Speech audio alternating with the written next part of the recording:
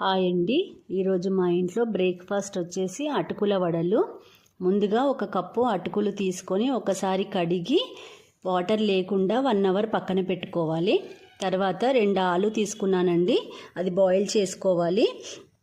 ఏవైతే మనం పక్కన పెట్టుకున్న అటుకులు ఉన్నాయో అవి ఒక బౌల్లో వేసుకొని ఉడికించిన ఆలును తురుముకోవాలి. అందులో సన్నగా కట్ చేసి పెట్టుకున్న ఉల్లిపాయ ముక్కలు, పచ్చిమిర్చి, కొత్తిమీర, జీలకర్ర, కొద్దిగా పసుపు, అల్లం వెల్లుల్లి పేస్ట్, 4 స్పూన్స్ శనగపిండి, పెరుగు, సాల్ట్, కొద్దిగా గరం మసాలా అంతా వేసుకొని బాగా కలుపుకోవాలండి.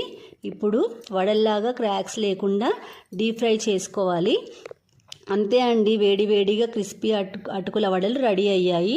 ఎప్పుడూ వడలు చేసుకునే దానికన్నా ఇలా కూడా చేసుకుంటే పిల్లలు ఇష్టంగా తింటారు. దీనికి కాంబినేషన్ టమాటా పచ్చడి లేదా టమాటా సాస్తో చాలా బాగుంటుందండి.